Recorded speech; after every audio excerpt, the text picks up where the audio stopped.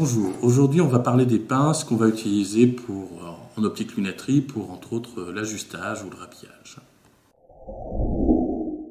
La pince à tenon. Donc la pince à tenon peut servir de serre-cercle et vérifier la cote du verre, c'est-à-dire du fil de rasoir autour du verre s'il n'y a pas de tension. Mais le but premier d'une pince à tenon va être d'incliner ou de désincliner une branche par rapport au plan de monture. Donc cette position de pince permettra d'avoir une meilleure tenue. Par contre, attention de ne pas plier la branche par rapport au tenon. Donc vous pouvez axer la branche si vous voulez maintenir avec le tenon, mais n'exercez pas de force au niveau de la charnière qui risque de céder. Métal contre métal, si vous voulez éviter, si vous avez de la laque, éviter de risquer d'abîmer la peinture, vous pouvez toujours rajouter une chiffonnette entre les deux. Donc la pince à tenon peut aussi servir dans le sens horizontal pour régler au niveau de la fermeture de branche. Alors la pince à plaquette a justement une petite encoche pour maintenir le porte-plaquette. Ainsi vous pouvez régler soit l'angle de chasse, soit l'angle de face en fonction de la rotation que vous exercez.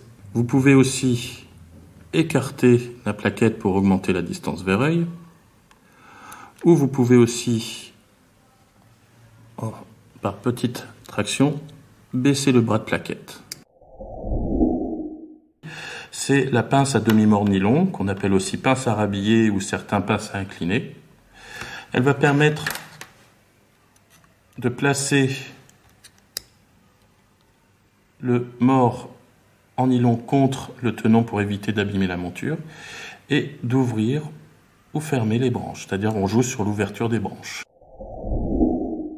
Pour des montures plus larges ou laquées, certains utilisent l'impasse à mord nylon pour avoir le même rôle que la pince à rhabiller, mais l'un des rôles principaux de cette pince est à l'origine de pouvoir rendre plus droite une tige métallique. Toutes ces pinces sont vraiment nécessaires pour effectuer un bon ajustage ou un bon habillage. Même si certaines opérations peuvent se faire à la main, il est indispensable d'utiliser la bonne pince pour chaque opération. Donc j'espère que cette vidéo vous a plu. N'hésitez pas à poser des questions auprès de la société La Paire et je vous dis à bientôt.